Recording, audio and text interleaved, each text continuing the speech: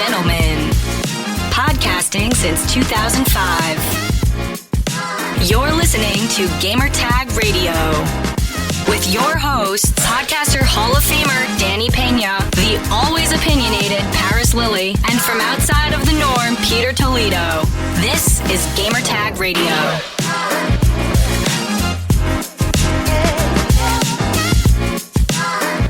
Welcome to Gamertag Radio, episode 1243. This is your host, Danny Peña, and also joining me for this week, for this episode, Paris Lilly. Paris, what's up, man? Hey, good morning. How you doing? No, everything is good, man. Everything is good. P is not going to be joining us in this week, but this week's episode, but hopefully you're going to join us next one. But a couple of things I want to talk about, Paris. First of all, how you been? I know we haven't. Did we record it last week together? No, because I had to go get my daughter in the morning. So I was silently in the chat on my phone. We the Sunday episode, but we did record we did the emergency thing. Announcement. Yeah, we did the emergency thing. Yeah. That was a good episode. I think so. Yeah. I had a great time recording that. For those who are listening, make sure to head over to gamertagradio.com. Post your comments and feedback. We're there. We have lots of content, by the way. And you also can find us on any podcast app. All you have to do is search for Gamertag Radio. Make sure to subscribe and follow us. Post a review. It will help us out to get discovered. So do your thing, all right? Now, if you would like to be part of our family discussion, here's how you can contact us. Send us your feedback or questions. Give us a call at 786-273-7GTR. Email us at fanmail@gamertagradio.com or leave a message on speakpipe.com/gamertagradio.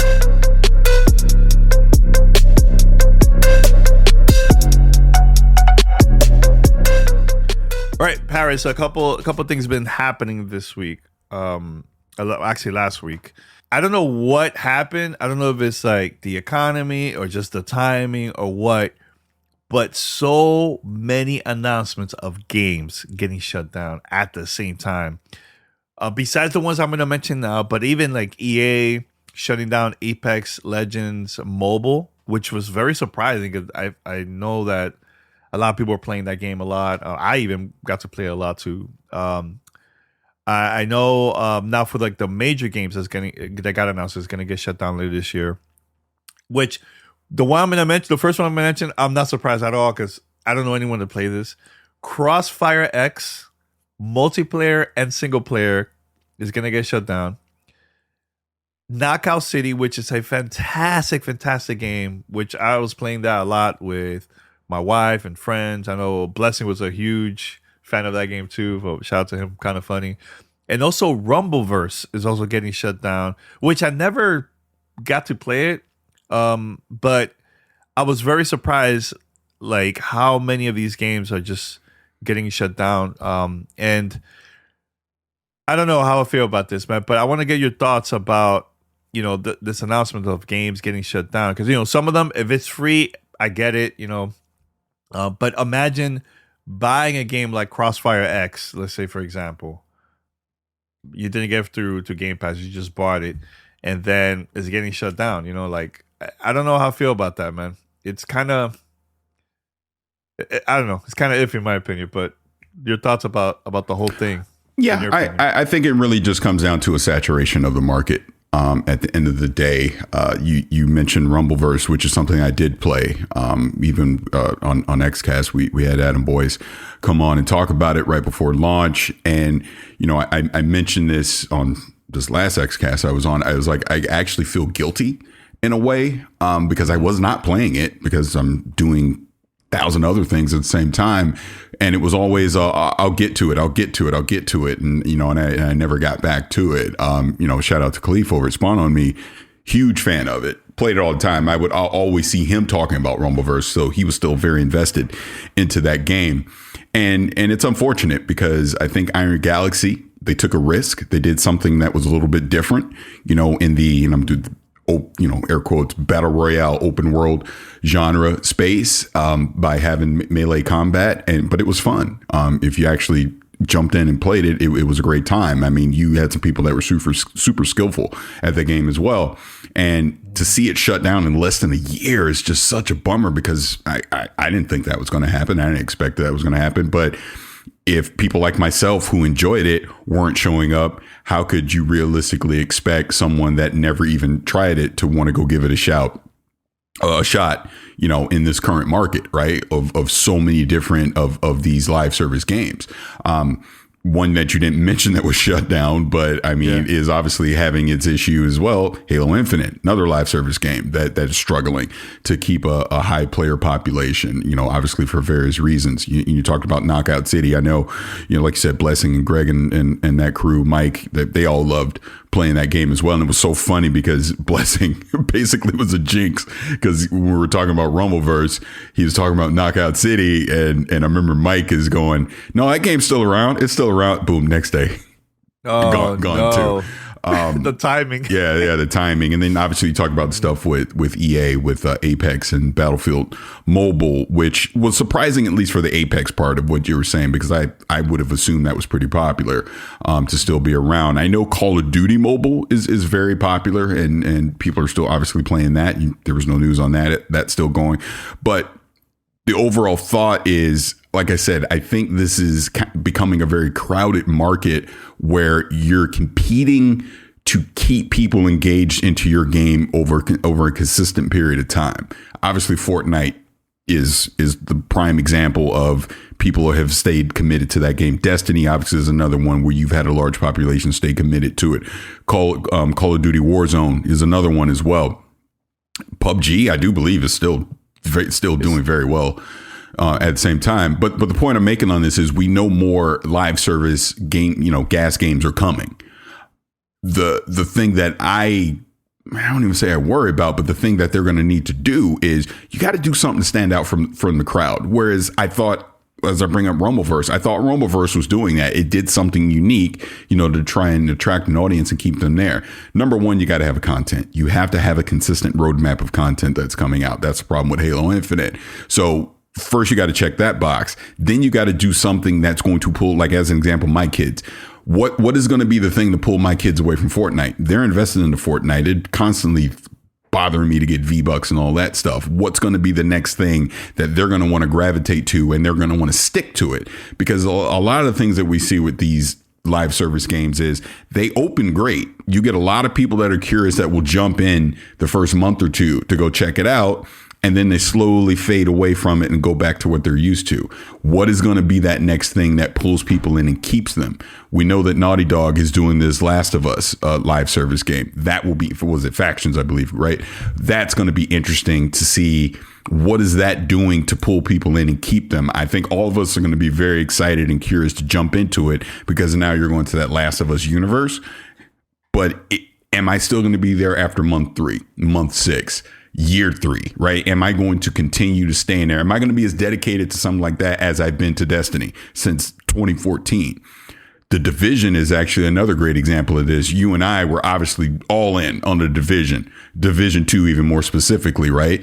But we've clearly fallen out. We don't play it anymore, because at some point that content just got very repetitive and just got stagnant to where I don't want to invest in this anymore. You're not putting out new things that make me want to invest in a battle pass and all this to keep playing it. So I stopped playing. And that's just the truth. I am interested to see what Heartland's going to do, in that aspect, which, again, talking about another live service free to play game that Ubisoft is doing in the Division universe. But I don't know. It's an interesting time in the market. Obviously, the recession that's happening right now, these layoffs things, people are being more careful with their money. That also ties into it. That's just a fact, a reality of where we are. So, I mean, I don't know. I don't know what the next thing is going to be, but to see some of these games shut down all right now, I do feel it has to do with lack of population. We're seeing the recession happen right now. So it's unfortunate, but I'm not too surprised that it's happening, because if your game is underperforming, you have to make a decision quickly, because you don't want to just have something running that's losing you money. And unfortunately, that's what happened with these games. Yeah, man. Like, I think right now, look, I still to this play Fortnite. I haven't played Apex in a while, and I also still play Call of Duty, Modern Warfare, play that a lot too. But I've been enjoying a lot of games lately when it comes to the single player part of the campaigns. Like, Hi-Fi Rush, Dead Space, play Callisto Protocol. There's a couple more too that I can't remember on top of the head right now. But I think I would love to see more companies creating games like that, just single player, man. I feel like everybody's trying to get that. Every company wants to try to get that money, like how it is with Fortnite and what happened, Paris? Well, no, I was letting you finish, and I was raising my hand because I want to jump in. That's all. Go, please continue. What the hell was that about? No, but I'm saying, like, I've been enjoying those games, man. But I think this reminds me of the early days of like PlayStation and Xbox, where every game had to have a multiplayer part. Remember that? Like, I remember BioShock 2, they added multiplayer, which the multiplayer wasn't great. The campaign was good. But I feel like there's too many companies trying to do the same thing. And like you said, I would like to see more companies that create games that is different and it stands out. But with the situation with Iron Galaxy, look, that was, like you said, a brand new game. I don't know technically if they were doing this all themselves or they have that exclusive deal with Epic Games. Yeah, it was Epic. It was Epic that right? Epic is the one that shut it down because Iron Galaxy is not happy about this. Because if you go read what Adam Boyce is saying, is he wants Iron Galaxy. He wants Rumbleverse to return in some form. They're not giving up on that. Obviously, it sounds like they're probably going to try and shop it to another publisher and bring it back eventually. Like Knockout City is actually an example of this, where EA had already dropped it and they went free to play. And that's how they returned. And even that model wasn't sustainable. So obviously it's completely gone away now at this point. The reason I raised my hand was because you're saying you want to see more single player games. You want to see all that. And I don't disagree. Absolutely 100%. But it's a live service thing. It's a business model. You're sustained by how are you monetizing? That's what it is. Like, as an example, Halo Infinite, the multiplayer side of it's free to play. The plan was to monetize Halo multiplayer through those battle passes, right? You want to encourage people to go buy the battle passes and keep buying those season after season, and it creates a revenue model. Obviously, that's not working if ain't nobody playing it. So when you talk about a game like a Rumbleverse or Knockout City or any of these mobile games that are free to play, that's how they make money, is the battle pass model. It's just Fortnite obviously is the king of this right now. So that's kind of the whole point when it comes to that. I mean, even Warzone technically is free to play, Call of Duty Warzone, but it's monetized because people will go buy that battle pass. So you got to think the Last of Us Factions is going to be another one that they're going to say, hey, you can come pick it up for free, but we're going to keep you in here and encourage you to buy this battle pass. That's the problem that all these games, when you have so many different options and money's tight, you're going to side with the thing that you know versus taking a risk to jump into something brand new. So this is why Fortnite ain't going away anytime soon, because people trust Fortnite. They're continuing to put out compelling content. It's fun and engaging to go do with your friends, and people are more than willing to monetize that by buying those V-Bucks over and over. Whereas something brand new like Rumbleverse, maybe people weren't trusting it. Like, I don't know if I want to spend all this money on that. So they don't spend the money on it. Population drops because people aren't engaging with it, and then it goes away. I don't think games as a service are going away anytime soon. The problem is, I think what we're seeing right now is going to continue to happen, though. You're going to see companies try and jump in, think they got a fresh new idea, and either it hits or it doesn't. I mean, I think it's really as simple as that. Some things are going to be good, some things are not. So some things will continue, and some things are going to happen like Rumbleverse and Knockout City, where they don't make it and they go away, unfortunately. So, but I'm with you. I obviously would love to see more of these single player experiences, but at the same time, I know I'm getting a little off topic here, but at the same time, even when you do the standard single player game, $70, all right, you go buy it. Now you're done. Unless you're making some kind of DLC to continue that story, that's the monetization of it. It's done after that point. There's no more revenue coming in for those games. Look, and I'm not trying to stick up for these companies. It's business. No, I get it. Business. Let's take as an example, because we still don't have all the information on it. Redfall. Is Redfall going to be, you buy it once at $70, you play co-op, and that's it? Or are they going to say, you're buying it at $70, there's the co-op. Oh, but look, here's a battle pass for Redfall. We want you to buy these cosmetic items and these cool little things so they can continue to have some kind of monetization to it. We've obviously seen the leaks, and I hate leaks, by the way, but we've seen the leaks for Suicide Squad. It's going to have, it's going to have some kind of battle pass thing to it. So not only are they asking you to spend $70 up front, but there's going to be, and I'm doing air quotes, an optional battle pass, allegedly, where you can continue to buy things in that world, in that universe, cosmetic items, things like that. I believe Gotham Knights had something similar, right? I don't know, because I just didn't like that game, so I didn't play it enough to know. But you get my point. Yep. Whereas we're seeing more and more of this where companies are investing, hundreds of millions of dollars into developing these games and putting them out, and then they want to continue to make money off of them. It does not end when we buy it day one. They want you also buying stuff on the back end as well.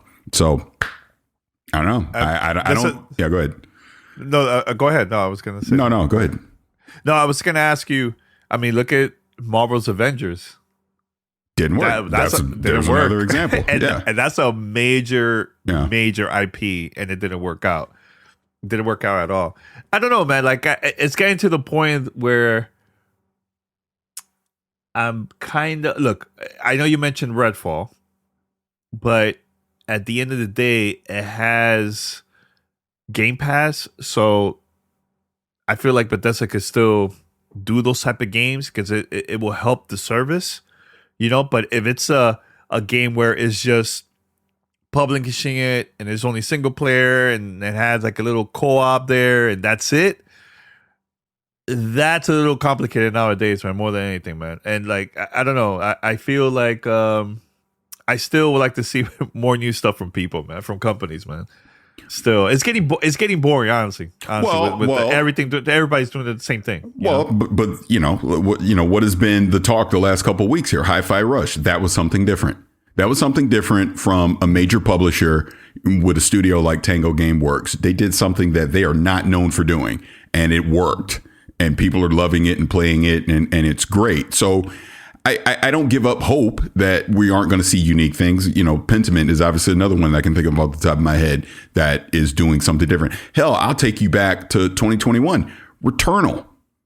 To me, Housemarque doing a game like Returnal was such a breath of fresh air. For them, they obviously already had some experience kind of doing things on a smaller scale. For them to kind of upgrade that to this AAA experience, roguelike, fantastic. I want to see more of those things. And there's a great example. You buy it once, you play it, that's it. They're not trying to monetize anything else beyond it. So I'm not saying that those aren't going to happen. Obviously we're seeing that we're going to get single player. Do I want more? Of course I do. But at the same time, you're also going to get these games as a service.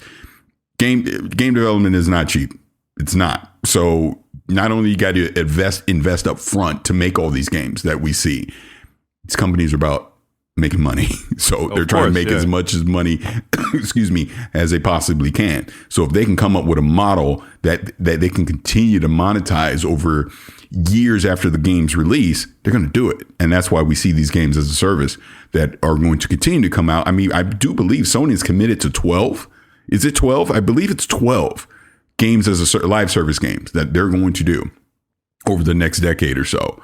So clearly this is not going to go away. Xbox is going to do it. We know, these other EA, Ubisoft, they're all going to do it. 2K, they're going to do them. They're not going to go away. But at the same time, to your point, I want to see more single player standalone experiences. And I'm not saying, every multiplayer game does not need to be monetized with that kind of model. But I think they're becoming fewer and far between where if there's a multiplayer component to a game, there's some type of battle pass to it. There's some type of incentive for you to buy some cosmetic items to go along with your multiplayer experience so they can continue to monetize it. As long as it's not pay to win, I'm fine with, me, I'm cheapskate. Bro, I do not buy I don't buy nothing. I don't. Nah, I don't. I do with Fortnite. Yeah, but I get it. And a lot of people are invested into that stuff. That's why you see the free to play model. Here, we'll give you the game for free. It's a high quality AAA experience, but this is how we make money on the back end like you're saying with Fortnite, the V-Bucks stuff, where you're willing to spend the money on that to buy that. I think, honestly, the only one that I actually buy anything on is Fall Guys. I do buy cosmetic items in Fall Guys because I like it. That's a fun game. A fun game. Yeah. Which a lot of people were worried about that. It's like, is Fall Guys going away? Because it's in this model of games that we're talking about, like Knockout City and Rumbleverse. But I hope it doesn't, because I enjoy it. I think it's fun. But again, they're doing something that makes them stand out from the crowd. I believe that it's fun. You can play it with your kids, and it's great. And I'm one of the dummies that's willing to give them money for it. So there you go. Yeah, you know what? I just remember this, Paris. There hasn't been a multiplayer first party game from Sony since PlayStation 3. Well, maybe early 4. I'm trying to think. Now that you're bringing that up, I'm trying to think about it. A multiplayer game on the PS, because there's nothing on the PS5. First party, party. Not Call of Duty, none of that stuff. Because here's the thing: I know you mentioned The Last of Us multiplayer, right? Which is going to be free to play and all that stuff. Is Sony only going to release this only for the console? No, or are they planning to release this for both PC and PlayStation 5? No, they've already said that. No, they've already said that. They've already. Herman Hulst has already come out and said those live service games will be day and date on PS5 and PC. What they've said will not be day and date are basically the single player games. That there'll be basically an exclusive window on console before they eventually come to PC. Like, as an example, God of War Ragnarok will eventually be on PC, but it obviously wasn't there day one. But it would not shock me next year. God of War Ragnarok is on PC. We're already seeing it with Spider-Man. Spider-Man is now on PC. Miles Morales is on PC after a time period of being on console. So that's going to be their model. Whereas Xbox obviously is just doing everything day and date. Yeah, no, the reason why I mentioned that is because I think having a live service game like that just for the console is not going to be enough. No. And they've already said it. They know that, because again, that's why would you limit your audience for something that you're literally trying to monetize it on the back end? You want to encourage people to stay engaged with it, play it, and spend money on it, month after month. You can't do that by just limiting yourself to a PS5 population. Yes, the PS5 population is going to be big as they get more hardware out. But why would you exclude the PC audience? That makes no sense. Yeah. So it's going to happen. Here's the little thing that I just thought about it right now. And this is not part of the topic, so I want to bring it up. Because I remember I wanted to bring this up a while back. So a couple of days ago, I was just curious. I'm like, hey, who's planning to buy the PS VR 2? I was just curious. And I was very surprised how many people said no. A lot of people said no, right? Now, and I was going to ask you this question. Do you think this could be a successful device if this was released like on console and also on PC? Like, I think that would be big for Sony to release something like that playable on PC. And like, you get what I'm saying? Instead of just having it on just console, you get what I'm saying? I get what you're saying. I don't know. Okay. Yeah. Okay. Just want to mention that very quick. I don't know. Yeah. I've been asking a lot of questions of different games coming out. So I've been doing that on Twitter. But anyways, so next topic. Next topic. Okay, so Paris, look, I'm not a huge DC universe guy. Like, I'm not. I know the Batman, Superman, all this stuff. I know it was announced of games and movies and TV shows that's coming out from now to like 10 years and all that stuff, right? Now, the question I was going to ask you, and do you, because look, Marvel doesn't do this at all, but to have the same actors for everything, for voice acting in games, having them in TV, having them in films, do you think that makes sense for DC to do something like that? Because I get the film and TV part, right? Because I know we've seen that with Marvel, with their shows on Disney Plus and all that stuff. But to have them also to be the voice actors in the game, I feel like that's going to be a little bit too hard and too complicated to do. Because I've been reading articles of different voice actors talking about that.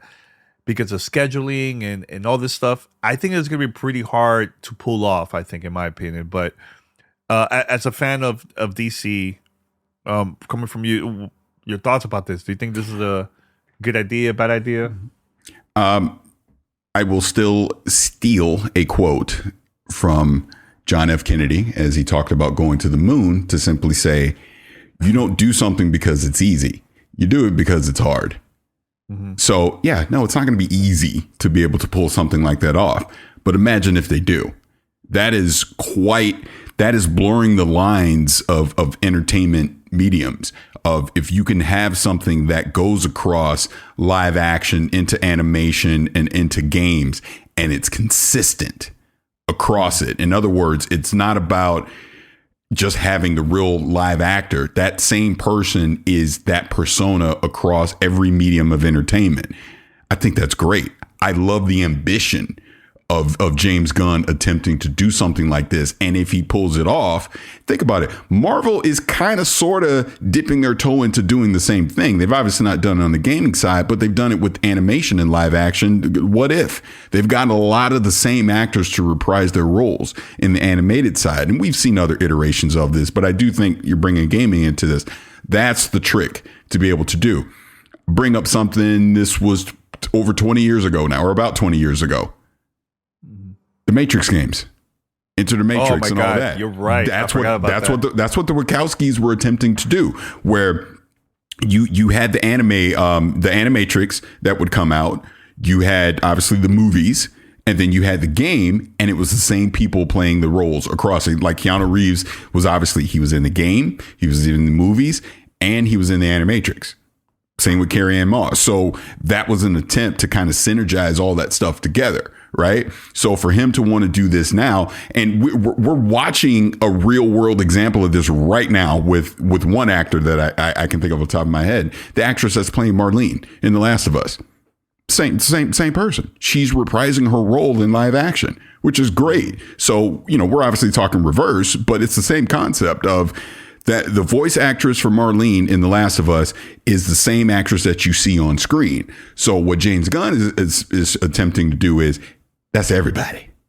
Mm-hmm. I don't care if it's animated. I don't care if it's live action. I don't care if it's a game. It's the same people playing the same roles. I love it. Do it. Try it. Why not try it? Don't go, oh man, that's going to be too hard. Let's not even try it. No, let's freaking try it. If it doesn't work, it doesn't work. But at least they're going to try it. So yeah, I want to see it. Yeah. I mean, if you watch the animated series and movies from DC, they don't have the same voice actors. It's always changing around all the time. So I don't know how they're gonna pull this off when it comes to the gaming side. Like I think it's gonna be pretty hard in my opinion. But again, because of schedule, a lot of these actors, they have a lot of gigs besides just filming stuff for DC. You get what I'm saying? That's the part. Like I know Disney that did it with Star Wars. I think with Mandalorian, they had one of the actors that was in the animated series of Star Wars, from the Mandalorian series. It's the same actors from one of the same. I forgot the name. The same character that she's in, and I forgot which. Oh my god, what's the name of the anime series? But she's in both. She's in there and in Mandalorian. I'm like, oh, okay, that's cool. That's really really cool. But I feel like that's really really difficult to pull off. I think but. It is what it is. We'll see. Now, another thing, Paris. This is a funny thing. The other day, I was just browsing my old pictures and everything. Last week was the ninth year that we checked out the original Titanfall. Yeah, I saw you posted that. Yeah, I remember that. Yeah. I meant to reply with a dinosaur gif. Yeah, that was when we were like, we need to change things up. We need to start doing video. That was like 9 years ago. So, anyways, so again, this is rumor, but I believe this is from Bloomberg that Respawn, that Titanfall game canceled this week, was reportedly a campaign in Apex Legends. Again, this is from Bloomberg. Don't know if this is confirmed or not, but when I heard the news, dude, it hurt me because I'm like, I'm like, I want to play an Apex Legend campaign, single player campaign. It's been years now because I love to. 2 had one of the best single player campaigns that I ever played in the first person shooter. It's been a while, in a decade or so, right? If this is true, that Respawn was working on a single player campaign of Apex Legends, and it got canceled, your thoughts, man? Does it hurt hearing that news, or what? Can it hurt for me? Yeah, I mean, it's such a bummer that, and again, this is why leaks and rumors and all that stuff with unannounced things, I wish we could get away from doing that, because now we're disappointed about something they never officially said was coming, right? But yeah, obviously we've talked many times about that Titanfall 2 campaign and it being one of, if not the best first person campaigns ever, right? I would love to see them do something else, Titanfall related in that universe, that Titanfall / Apex universe. So to hear that now that's not coming, yeah, it's a bummer. I hope, it is revisited at some point, but the further we get away from it, I do think the less likely that it ever happens. Well, Respawn, please work on a single player game, Apex Legends. I love Apex Legends, and I've been playing a lot of I'm playing Titanfall and all that stuff, but I want them to work on a Titanfall game more than anything. So just want to say that.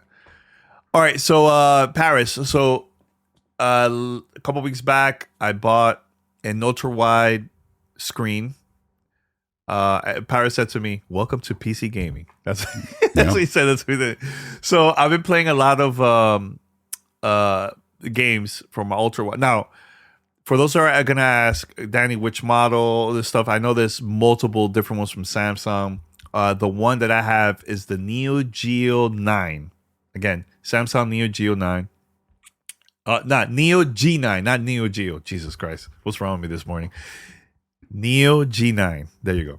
So I want to mention games I've been playing lately that I'm like, yo, if you guys have or consider planning to buy an ultra-wide monitor, these are the games that you definitely got to check out for sure. That plays really, really good. The one, and also one that really surprised me that I didn't think had a ultra-wide support. I'm going to go with that one first. That one surprised me a lot is Thumper. Looks really, really good, ultra wide. Can't believe it. The one I was very disappointed, which I thought it had, was Tetris Effect Connected. Doesn't have ultra wide, but I've been playing that. Last night, I tried out a couple of games. Gears 5, Paris looks fantastic. Gears 5, and I put the settings, everything high, everything ultra. Looks fantastic. Another game that you were very excited to hear about was Flight Sim. Yes. And what I did, I took a flight from Los Angeles all the way to San Diego using the jet that they added in from Top Gun. Yo, fast. Actually, that was my first time actually using the jet. I never played that before until last night. It was really, really cool, man. I haven't tried out the activities from Top Gun expansion they add in there. Have you tried that at all? No, I have not. Okay. That was really cool. Cyberpunk Paris looks fantastic. Now, one of the things that I noticed about games that are supported for this type of monitor is I hate when they have cutscenes. It doesn't have the ultra wide cutscenes. It's always going to be way smaller than that. But that's why I love Cyberpunk, because that one, there's no cutscenes. The only cutscenes that I can think of is in the beginning of like the intro of the game, right before you press start. They show like Night City and all this stuff, right? That is the only cutscene part, but everything else is just strictly end game the whole time.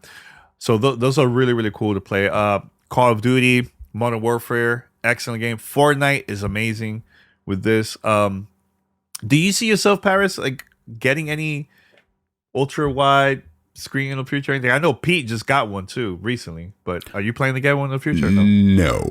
And look, and I get, like, obviously you're loving it, and I know there's a whole, obviously there's an audience that loves doing ultra widescreen.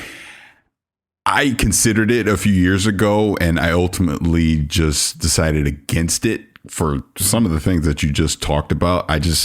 I like just my seamless experience the way it is. So that's why I'd rather just play on a big screen that's doing 4K and low input lag. And I'm looking at the specs on this one. This checks a lot of those boxes as well, obviously. But you're gonna have to pull me in kicking and screaming. I don't think I'm gonna pull the trigger. Next time you come over here at the house, I want you to try it out, check it out. But the thing that I really love about this is I have also my Xbox Series S connected, right? So you can also split the screen into 2 monitors instead of having one. And like one side will be the Xbox Series S and the other side would just be PC. So you could do that if you want, So it's been great. I just wish, and I don't know if this is going to happen anytime soon, but I wish Xbox would add also xCloud to see if they could add ultra wide screen support. But there's not that many people that use ultra wide monitors, So I don't know if they're going to do that in the future, but we'll see. But just saying that. But yeah, highly recommend it. I think it's fantastic. I've been enjoying this a lot, man. It feels like it feels different. Oh my God, forgot to mention this. Forza Horizon 5. Woo! Yeah. Driving around Mexico, fantastic. But for those who are listening, I'm very curious to hear if there's anybody out there that's listening to the podcast. Please send me an email. If you also have an ultra wide monitor, it doesn't matter which model it is. I'm curious to know like what games you guys have been playing. If you could recommend me any games out there, just let me know. I will mention it on the podcast in the future. But I want to talk to P because I know P has his. I don't know if he already set it up or anything, but I just want to hear like how is his experience playing like a game like PUBG or something like that? Because I don't know if that game has support or anything like that. But just want to say that. Paris, is there anything else you would like to talk about? Because I have one more thing that I found a few minutes ago. That I want to ask you. Let's go. Let's talk. Yeah. This is not in the topics, but I was digging in my collection of crap that I have right in my box. I found NFL Fever 2003 beta version. Yeah. It's from an Xbox. This, for those that don't know, Xbox first party used to have sports games back in the days. And I was thinking about, man, do you think it's time for Xbox to have first party sports games but added in, through Game Pass? I don't know. I had a great time playing NFL Fever, and I know you, and we had this conversation multiple times. Lynx, the golf game, that was fun. For those who don't know, Xbox was the first company to start doing leagues, online leagues. XSN, back in the days, you set up your league, people could join in, you play against other players, and you could do tournaments, all that stuff. That was back in the early days. Now, nobody does that anymore, but that was a lot of fun. Now, do you think that makes sense for Xbox to create first-party sports games besides Forza, the racing game? But do you think that makes sense for them to have that?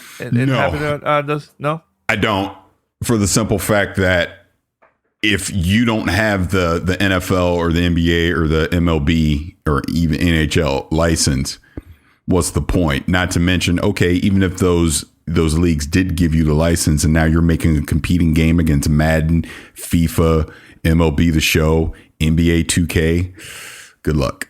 There's a reason we ain't seen NBA Live in a long time from EA. Yeah. For that very reason. What happened if it's a free to play live service game? I bring it all the way back to what we talked about at the top. Who's spending money to play? I'm not spending no extra money to play a sports game. I'm like the worst person to ask about this because I pretty much tapped out on sports games. I don't really play them. I'll play some NBA 2K against my son every now and again, but that's about it. Now the golf. Now look. Now I take that back. Now the golf stuff, PGA. I do dip my toe. I still play that, but I almost feel like I'm not competing against a person. I'm competing against a course, right? When I play those. But yeah, no, I don't. I think that would be a mistake if Xbox were to do that. I don't see that. I don't see the benefit of doing it now. Should you? And they've already done this. Like we've seen examples of this. Do you put NBA 2K in Game Pass, MLB in the Game Pass? Yeah, of course. But I don't think they need to make their own game.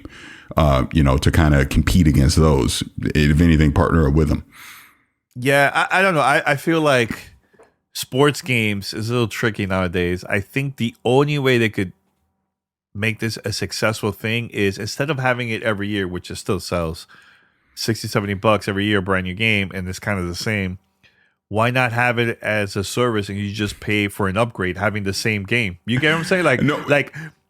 There was an experiment. This is my previous job at G4. So, my former employees, like coworkers, I mean, they got together and they played Madden from I forgot what year to like present, and it was the same exact game, and it will only change between 3 to 4 years later.